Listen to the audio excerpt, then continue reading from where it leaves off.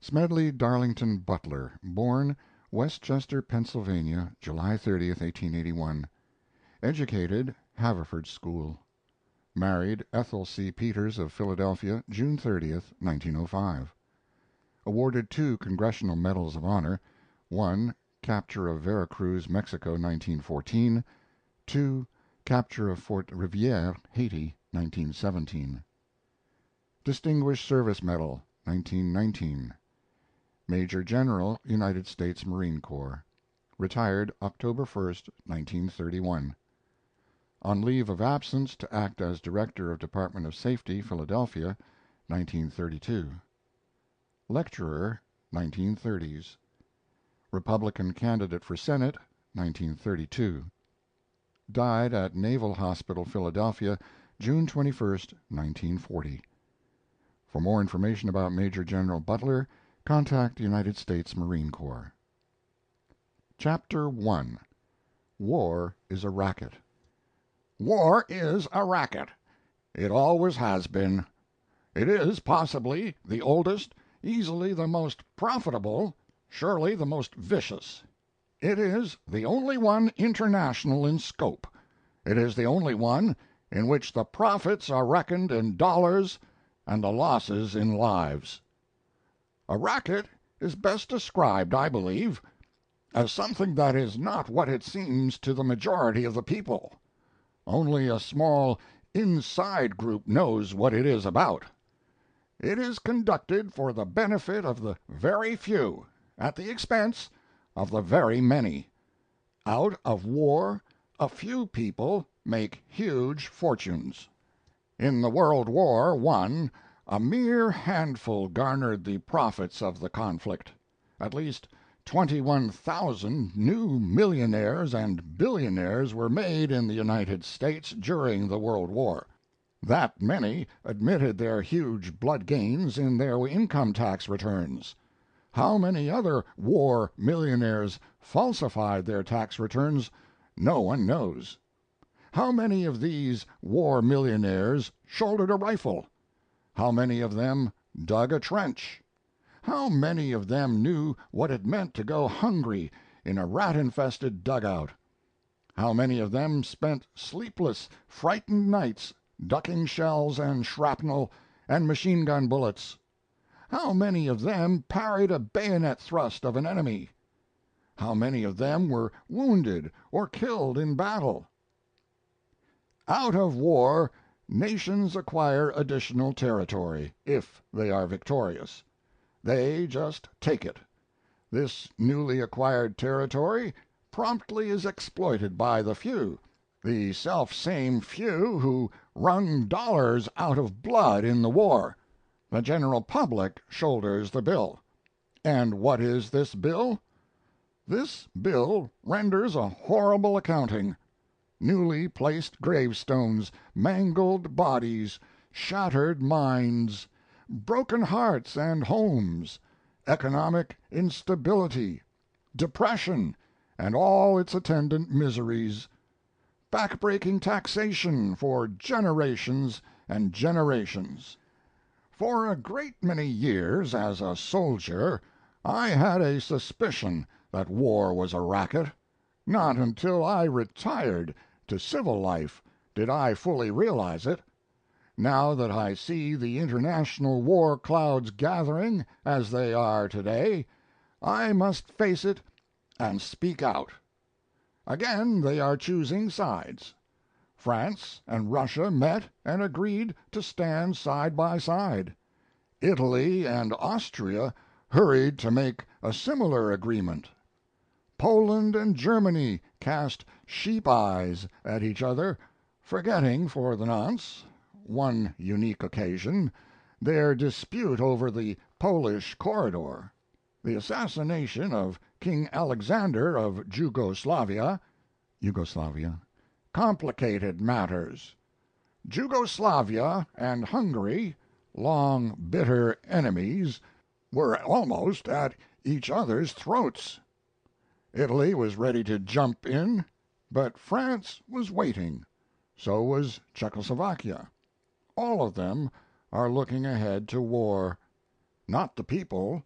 not those who fight and pay and die, only those who foment wars and remain safely at home to profit. There are 40,000,000 men under arms in the world today, and our statesmen and diplomats have the temerity to say that war is not in the making. Hell's bells! Are these 40,000,000 men being trained to be dancers? Not in Italy, to be sure. Premier Mussolini knows what they are being trained for. He at least is frank enough to speak out. Only the other day Il Duce, in International Conciliation, the publication of the Carnegie Endowment for International Peace, said, "And above all Fascism, the more it considers and observes the future and the development of humanity quite apart from political considerations of the moment, believes neither in the possibility nor the utility of perpetual peace. War alone brings up to its highest tension all human energy, and puts the stamp of nobility upon the people who have the courage to meet it." Undoubtedly Mussolini means exactly what he says. His well trained army, his great fleet of planes, and even his navy are ready for war, anxious for it apparently. His recent stand at the side of Hungary in the latter's dispute with Jugoslavia showed that, and the hurried mobilization of his troops on the Austrian border after the assassination of Dollfuss showed it, too. There are others in Europe, too, whose saber rattling presages war, sooner or later. Herr Hitler, with his rearming Germany and his constant demands for more and more arms, is an equal, if not greater, menace to peace. France only recently increased the term of military service for its youth from a year to 18 months. Yes, all over, nations are camping in their arms. The mad dogs of Europe are on the loose. In the Orient the maneuvering is more adroit. Back in 1904, when Russia and Japan fought, we kicked out our old friends the Russians and backed Japan. Then our very generous international bankers were financing Japan. Now the trend is to poison us against the Japanese. What does the open door policy to China mean to us? Our trade with China is about $90,000,000 a year. Or the Philippine Islands. We have spent about $600,000,000 in the Philippines in 35 years, and we, our bankers and industrialists and speculators, have private investments there of less than $200,000,000.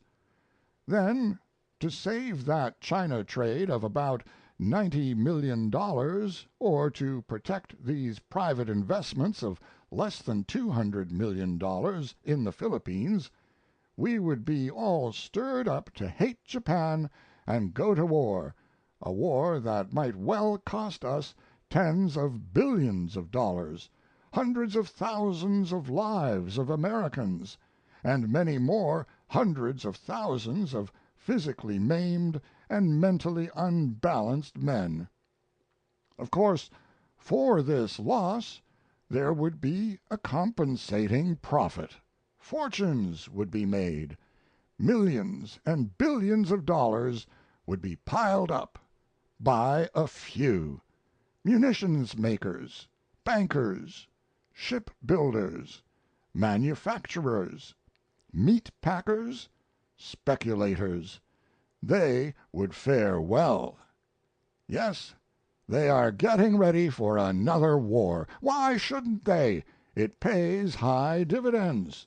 But what does it profit the men who are killed? What does it profit their mothers and sisters, their wives and their sweethearts? What does it profit their children? What does it profit anyone except the very few to whom war means huge profits? Yes, and what does it profit the nation? Take our own case. Until 1898 we didn't own a bit of territory outside the mainland of North America. At that time our national debt was a little more than $1 billion. Then we became internationally minded. We forgot, or shunted aside, the advice of the father of our country.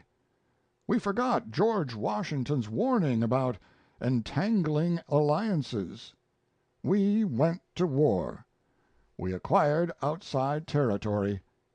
At the end of the World War period, as a direct result of our fiddling in international affairs, our national debt had jumped to over $25 billion. Our total favorable trade balance during the 25-year period was about $24 billion. Therefore, on a purely bookkeeping basis, we ran a little behind year for year, and that foreign trade might well have been ours without the wars. It would have been far cheaper, not to say safer, for the average American who pays the bills to stay out of foreign entanglements. For a very few this racket, like bootlegging and other underworld rackets, brings fancy profits, but the cost of operations is always transferred to the people, who do not profit. Chapter 2. Who Makes the Profits? The World War, rather our brief participation in it, has cost the United States some $52 billion. Figure it out. That means $400 to every American man, woman, and child, and we haven't paid the debt yet. We are paying it, our children will pay it, and our children's children probably still will be paying the cost of that war. The normal profits of a business concern in the United States are 6, 8, 10, and sometimes 12%. But wartime profits, that is another matter. 20, 60, 100, 300, and even 1,800%. The sky is the limit. All that traffic will bear. Uncle Sam has the money. Let's get it. Of course, it isn't put that crudely in wartime. It is dressed into speeches about patriotism, love of country, and we must all put our shoulders to the wheel. But the profits jump and leap and skyrocket, and are all safely pocketed. Let's just take a few examples. Take our friends the DuPonts, the powder people.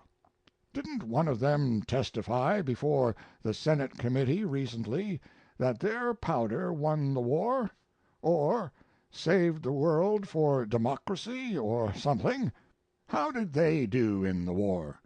They were a patriotic corporation. Well, the average earnings of the DuPonts for the period 1910 to 1914 were $6 million a year. It wasn't much, but the DuPonts managed to get along on it. Now let's look at their average yearly profit during the war years, 1914 to 1918. $58 million a year profit, we find, nearly 10 times that of normal times, and the profits of normal times were pretty good, an increase in profits of more than 950%. Take one of our little steel companies that patriotically shunted aside the making of rails and girders and bridges to manufacture war materials. Well, their 1910 to 1914 yearly earnings averaged $6 million. Then came the war, and, like loyal citizens, Bethlehem Steel promptly turned to munitions making. Did their profits jump, or did they let Uncle Sam in for a bargain?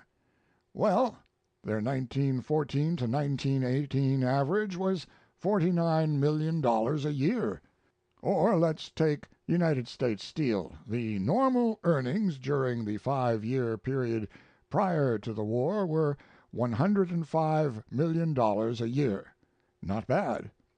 Then along came the war, and up went the profits. The average yearly profit for the period 1914 to 1918 was $240 million. Not bad. There you have some of the steel and powder earnings. Let's look at something else. A little copper, perhaps. That always does well in war times. Anaconda, for instance. Average yearly earnings during the pre war years, 1910 to 1914, of $10 million. During the war years, 1914 to 1918, profits leapt to $34 million per year. Or Utah copper, average of $5 million per year during the 1910 to 1914 period, jumped to an average of $21 million yearly profits for the war period. Let's group these five with three smaller companies. The total yearly average profits of the pre war period 1910 to 1914 were $137,480. Then along came the war. The average yearly profits for this group skyrocketed to $408,300,000, a little increase in profits of approximately 200%. Does war pay? It paid them, but they aren't the only ones. There are still others. Let's take leather. For the 3 year period before the war, the total profits of Central Leather Company were $3,500,000. That was approximately $1,167,000 a year. Well, in 1916 Central Leather returned a profit of $15 million, a small increase of 1,100%. That's all. The General Chemical Company averaged a profit for the 3 years before the war of a little over $800,000 a year. Came the war, and the profits jumped to $12 million, a leap of 1,400%. International Nickel Company, and you can't have a war without nickel, showed an increase in profits from a mere average of $4 million a year to $73 million yearly. Not bad? An increase of more than 1,700%. American Sugar Refining Company averaged $2 million a year for the 3 years before the war. In 1916, a profit of $6 million was recorded. Listen to Senate document number 259, the 65th Congress, reporting on corporate earnings and government revenues. Considering the profits of 122 meat packers, 153 cotton manufacturers, 299 garment makers, 49 steel plants, and 340 coal producers during the war. Profits under 25% were exceptional. For instance, the coal companies made between 100% and 7,856% on their capital stock during the war. The Chicago packers doubled and tripled their earnings. And let us not forget the bankers who financed the Great War. If anyone had the cream of the profits, it was the bankers. Being partnerships rather than incorporated organizations, they do not have to report to stockholders, and their profits were as secret as they were immense. How the bankers made their millions and their billions I do not know, because those little secrets never become public, even before a Senate investigatory body. But here's how some of the other patriotic industrialists and speculators chiseled their way into war profits. Take the shoe people. They like war. It brings business with abnormal profits. They made huge profits on sales abroad to our allies. Perhaps, like the munitions manufacturers and armament makers, they also sold to the enemy. For a dollar is a dollar, whether it comes from Germany or from France. But they did well by Uncle Sam, too. For instance, they sold Uncle Sam 35,000,000 pairs of hobnailed service shoes. There were 4,000,000 soldiers, 8 pairs and more to a soldier. My regiment during the war had only 1 pair to a soldier. Some of these shoes probably are still in existence. They were good shoes, but when the war was over Uncle Sam has a matter of 25,000,000 pairs left over, bought and paid for, profits recorded and pocketed. There was still lots of leather left, so the leather people sold your Uncle Sam hundreds of thousands of McClellan saddles for the cavalry. But there wasn't any American cavalry overseas. Somebody had to get rid of this leather, however. Somebody had to make a profit in it. So we had a lot of McClellan saddles, and we probably have those yet. Also, somebody had a lot of mosquito netting. They sold your Uncle Sam 20,000,000 mosquito nets for the use of the soldiers overseas. I suppose the boys were expected to put it over them as they tried to sleep in muddy trenches, one hand scratching cooties on their backs and the other making passes at scurrying rats. Well, not one of these mosquito nets ever got to France. Anyhow, these thoughtful manufacturers wanted to make sure that no soldier would be without his mosquito net, so 40,000,000 additional yards of mosquito netting were sold to Uncle Sam. There were pretty good profits in mosquito netting in those days, even if there were no mosquitoes in France. I suppose if the war had lasted just a little longer the enterprising mosquito netting manufacturers would have sold your Uncle Sam a couple of consignments of mosquitoes to plant in France so that more mosquito netting would be in order. Airplane and engine manufacturers felt they, too, should get their just profits out of this war. Why not? Everybody else was getting theirs. So $1 billion, count them if you lived long enough, was spent by Uncle Sam in building airplane engines that never left the ground. Not one plane or motor out of the $1 billion worth ordered ever got into a battle in France. Just the same, the manufacturers made their little profit of 30, 100, or perhaps 300%. Undershirts for soldiers cost 14 cents to make, and Uncle Sam paid 30 cents to 40 cents each for them. A nice little profit for the undershirt manufacturer. And the stocking manufacturer and the uniform manufacturers and the cap manufacturers and the steel helmet manufacturers all got theirs. Why, when the war was over, some 4,000,000 sets of equipment, knapsacks and the things that go to fill them, crammed warehouses on this side.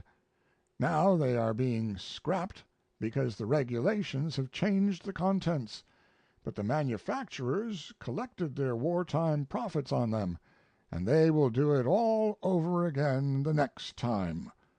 There were lots of brilliant ideas for profit making during the war. One very versatile patriot sold Uncle Sam 12 dozen 48-inch wrenches. Oh, they were very nice wrenches. The only trouble was that there was only one nut ever made that was large enough for these wrenches. That is the one that holds the turbines at Niagara Falls. Well, after Uncle Sam had bought them and the manufacturer had pocketed the profit, the wrenches were put on freight cars and shunted all around the United States in an effort to find a use for them. When the armistice was signed it was indeed a sad blow to the wrench manufacturer. He was just about to make some nuts to fit the wrenches. Then he planned to sell these, too, to your Uncle Sam. Still another had the brilliant idea that colonels shouldn't ride in automobiles, nor should they even ride on horseback. One has probably seen a picture of Andy Jackson riding in a buckboard. Well, some 6,000 buckboards were sold to Uncle Sam for the use of colonels. Not one of them was used, but the buckboard manufacturer got his war profit. The shipbuilders felt they should come in on some of it, too. They built a lot of ships that made a lot of profit, more than $3 billion worth. Some of the ships were all right, but $635 million worth of them were made of wood and wouldn't float. The seams opened up, and they sank. We paid for them, though, and somebody pocketed the profits. It has been estimated by statisticians and economists and researchers that the war cost your Uncle Sam $52 billion. Of this sum, $39 billion was expended in the actual war itself. This expenditure yielded $16 billion in profits. That is how the 21,000 billionaires and millionaires got that way. This $16 billion profits is not to be sneezed at. It is quite a tidy sum, and it went to a very few. The Senate Nye Committee probe of the munitions industry and its wartime profits, despite its sensational disclosures, hardly has scratched the surface. Even so, it has had some effect. The State Department has been studying for some time methods of keeping out of war. The War Department suddenly decides it has a wonderful plan to spring. The administration names a committee, with the War and Navy Departments ably represented under the chairmanship of a Wall Street speculator, to limit profits in wartime. To what extent isn't suggested. Possibly the profits of 300 and 600 and 1,600% of those who turned blood into gold in the World War would be limited to some smaller figure. Apparently, however, the plan does not call for any limitation of losses, that is, the losses of those who fight the war. As far as I have been able to ascertain, there is nothing in the scheme to limit a soldier to the loss of but one eye or one arm, or to limit his wounds to one or two or three, or to limit the loss of life. There is nothing in this scheme, apparently, that says not more than 12% of a regiment shall be wounded in battle, or that not more than 7% in a division shall be killed. Of course, the committee cannot be bothered with such trifling matters. Chapter 3. Who pays the bills? Who provides the profits, these nice little profits of 20, 100, 300, 1,500 and 1,800%. We all pay them in taxation. We paid the bankers their profits when we bought Liberty bonds at $100 and sold them back at $84 or $86 to the bankers. These bankers collected $100 plus.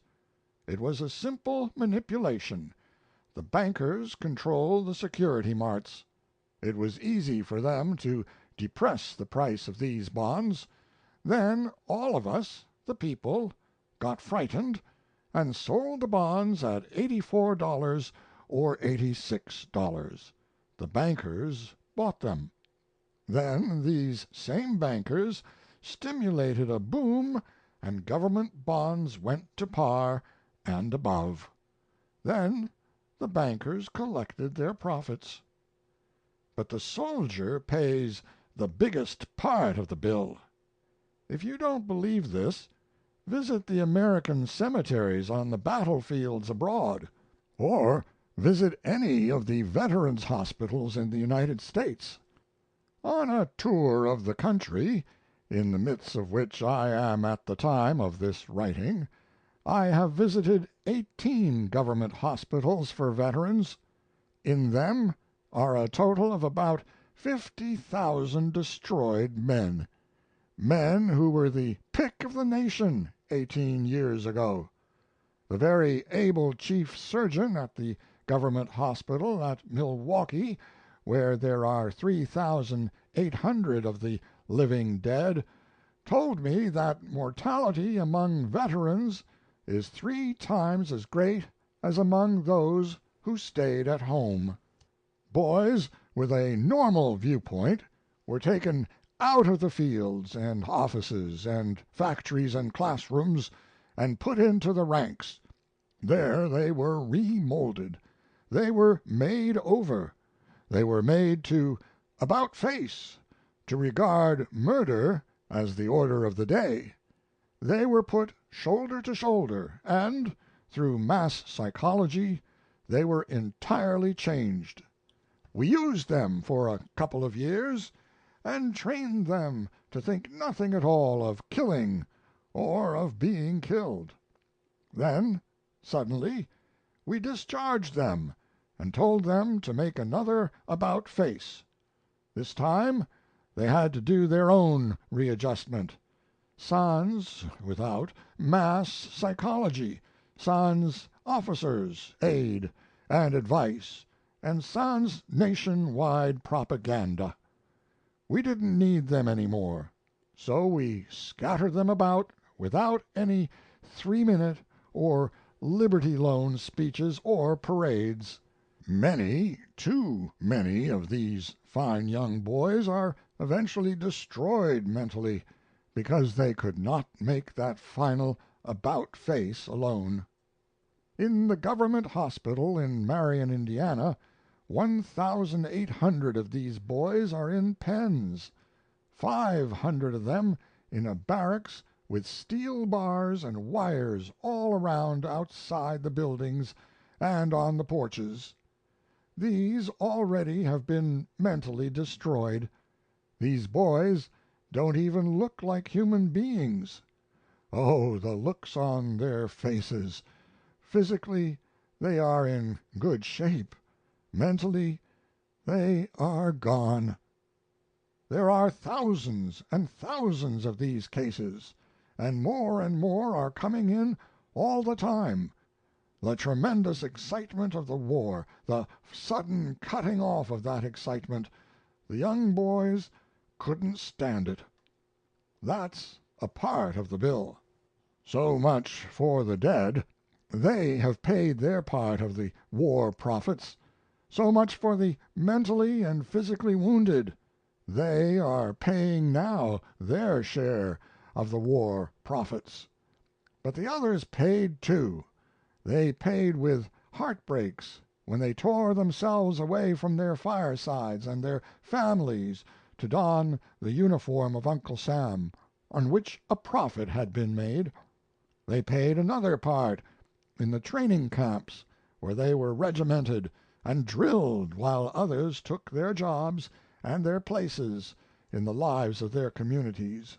They paid for it in the trenches where they shot and were shot, where they were hungry for days at a time, where they slept in the mud and the cold and in the rain, with the moans and shrieks of the dying for a horrible lullaby.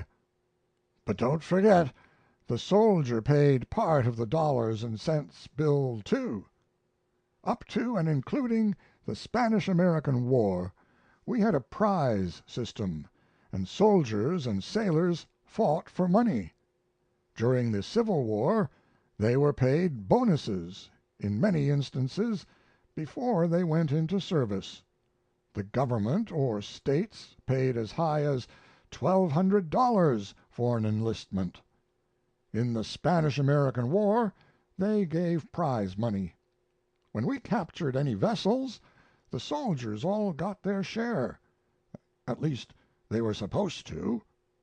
Then it was found that we could reduce the cost of wars by taking all the prize money and keeping it, but conscripting, drafting the soldier anyway. Then soldiers couldn't bargain for their labor. Everyone else could bargain, but the soldier couldn't. Napoleon once said, "All men are enamored of decorations. They positively hunger for them." So by developing the Napoleonic system, the medal business, the government learned it could get soldiers for less money, because the boys liked to be decorated. Until the Civil War there were no medals. Then the Congressional Medal of Honor was handed out. It made enlistments easier. After the Civil War no new medals were issued until the Spanish American War. In the World War we used propaganda to make the boys accept conscription. They were made to feel ashamed if they didn't join the army. So vicious was this war propaganda that even God was brought into it. With few exceptions our clergymen joined in the clamor to kill, kill, kill. To kill the Germans. God is on our side. It is His will that the Germans be killed. And in Germany the good pastors called upon the Germans to kill the Allies, to please the same God.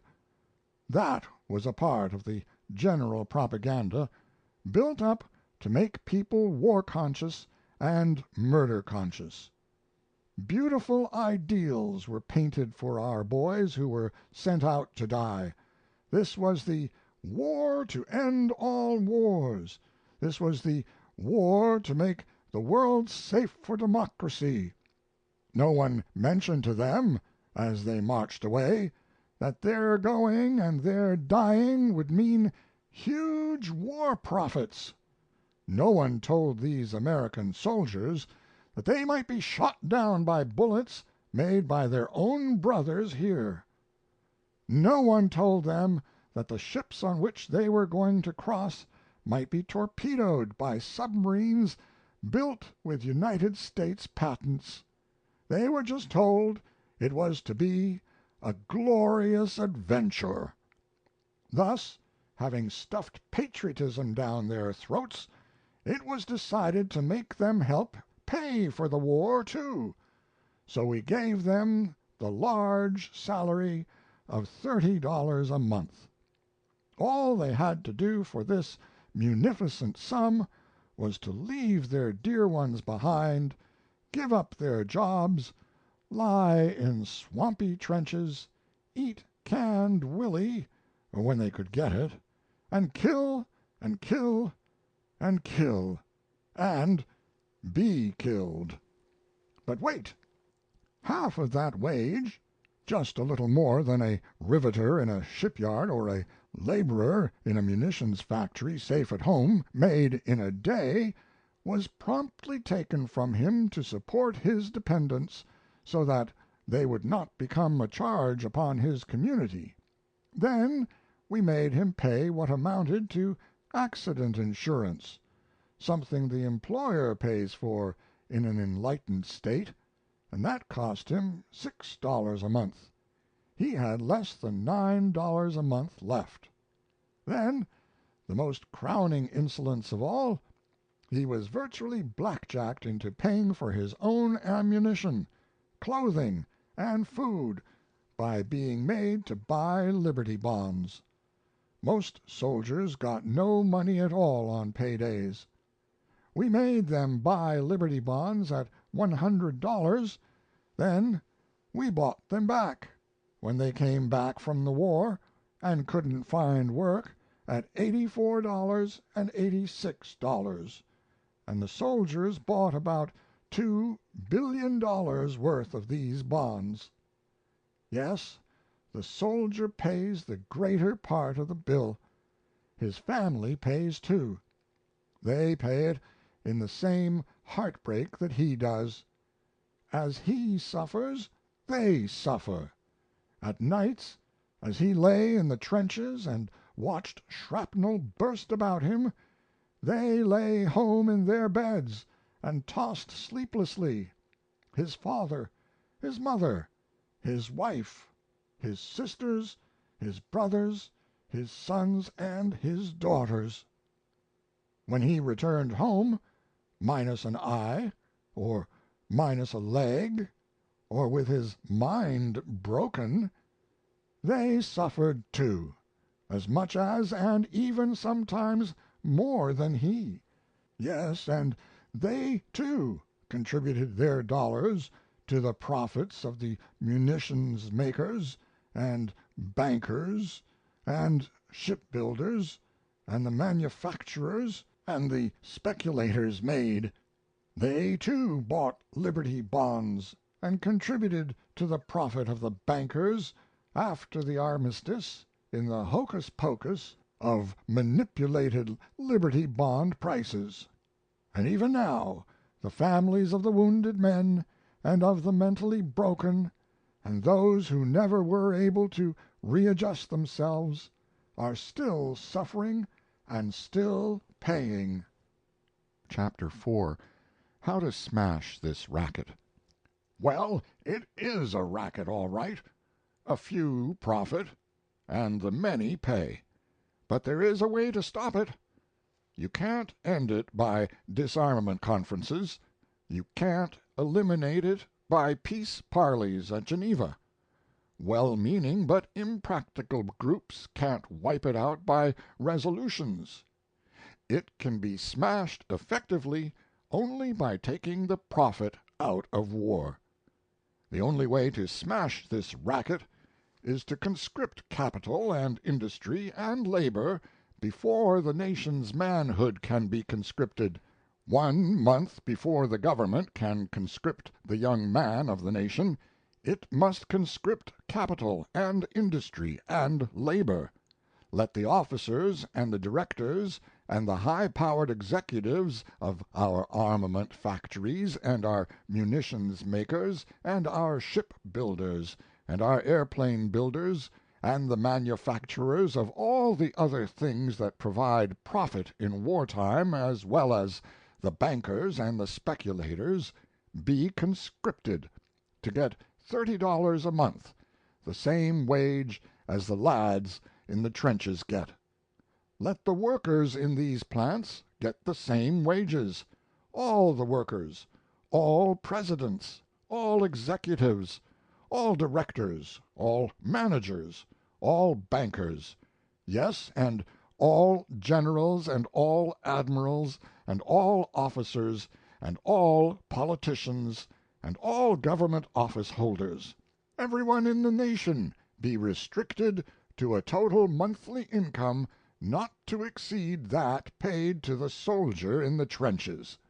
Let all these kings and tycoons and masters of business, and all those workers in industry, and all our senators and governors and majors pay half of their monthly $30 wage to their families, and pay war risk insurance, and buy Liberty bonds.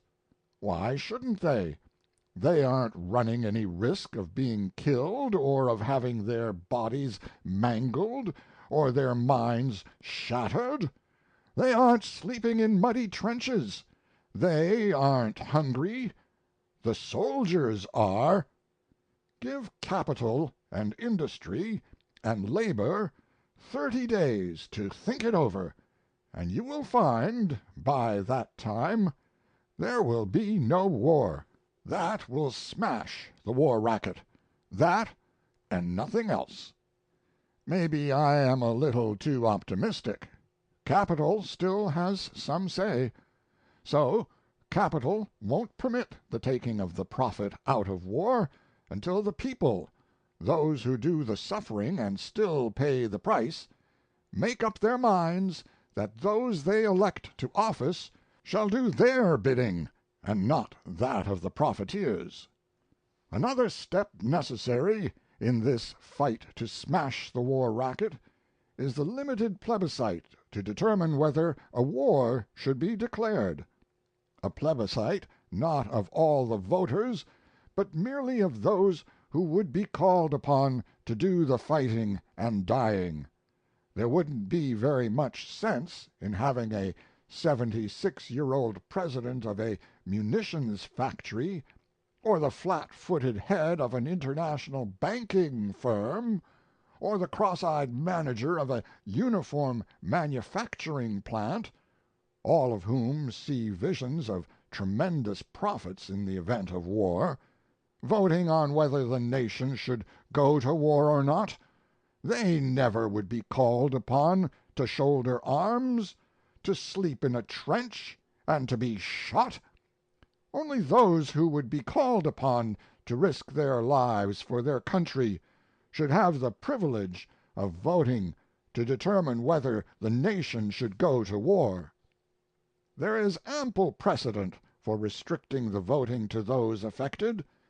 Many of our states have restrictions on those permitted to vote. In most, it is necessary to be able to read and write before you may vote. In some, you must own property. It would be a simple matter each year for the men coming of military age to register in their communities as they did in the draft during the World War, and be examined physically.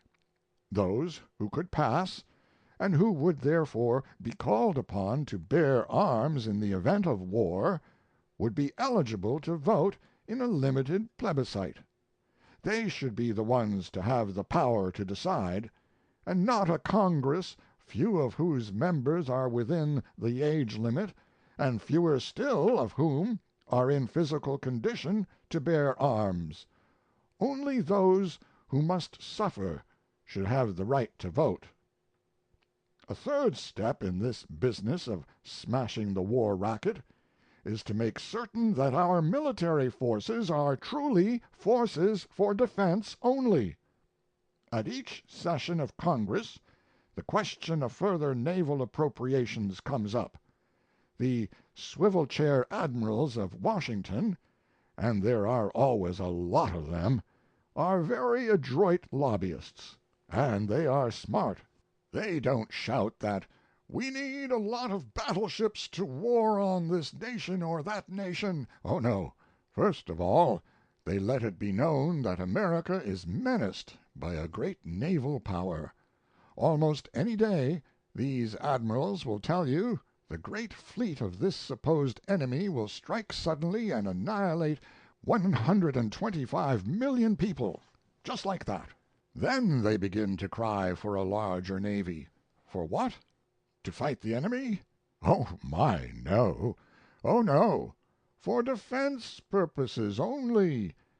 Then, incidentally, they announce maneuvers in the Pacific. For defense. Uh-huh. The Pacific is a great big ocean.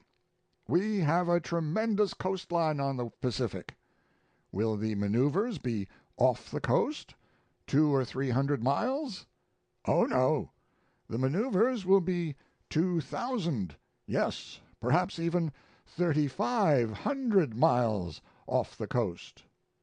The Japanese, a proud people, of course, will be pleased beyond expression to see the United States fleet so close to Nippon's shores, even as pleased as would be the residents of California were they to dimly discern through the morning mist the Japanese fleet playing at war games off Los Angeles.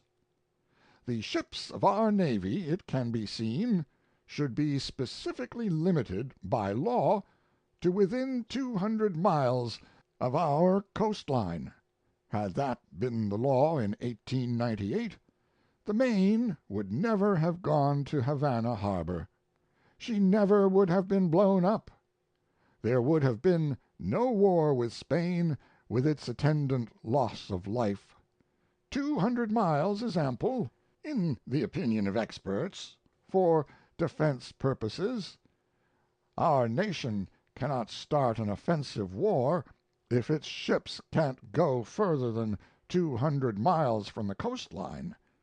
Planes might be permitted to go as far as 500 miles from the coast for purposes of reconnaissance, and the Army should never leave the territorial limits of our nation.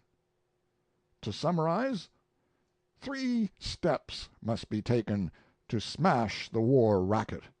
1. We must take the profit out of war.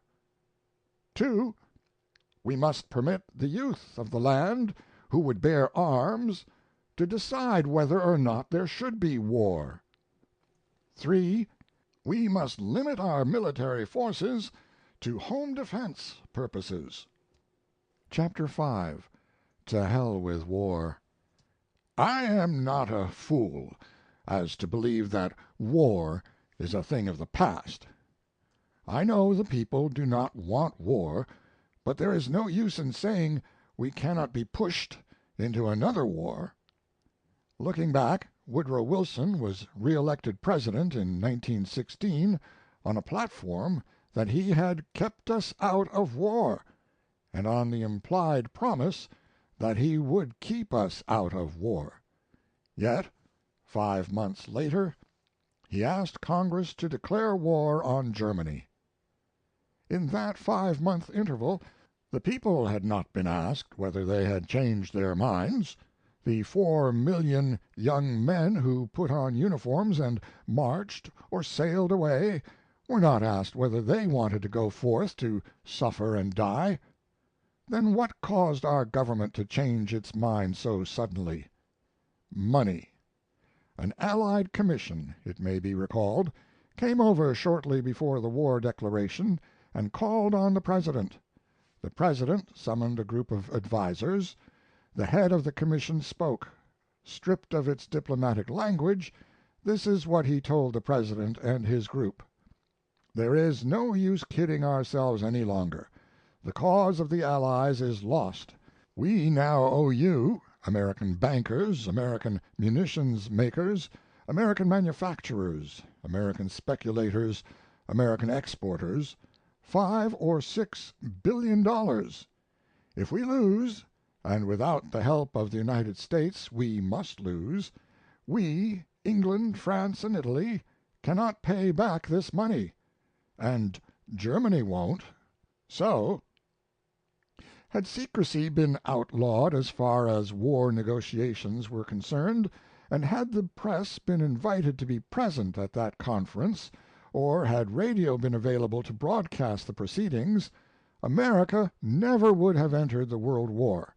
But this conference, like all war discussions, was shrouded in utmost secrecy.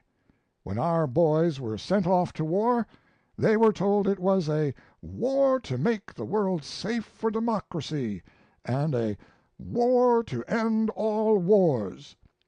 Well, 18 years after, the world has less of democracy than it had then.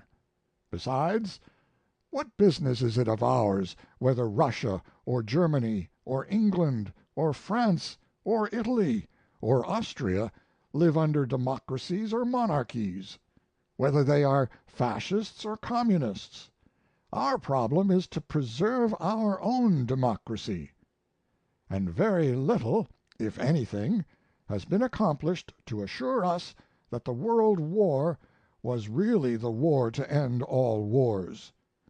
Yes, we have had disarmament conferences and limitations of arms conferences. They don't mean a thing.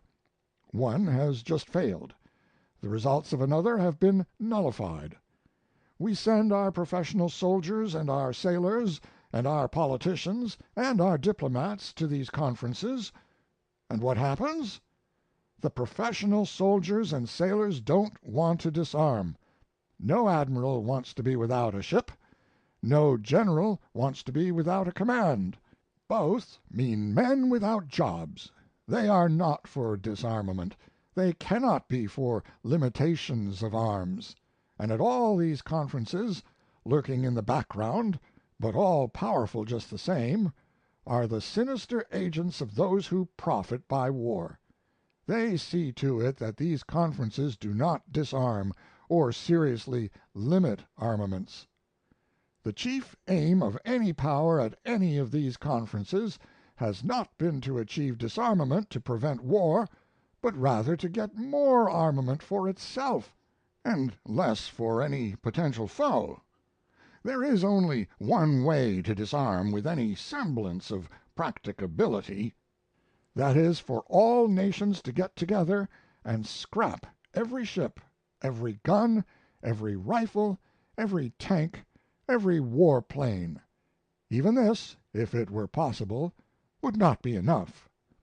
The next war, according to experts, will be fought not with battleships, not by artillery, not with rifles, and not with machine guns.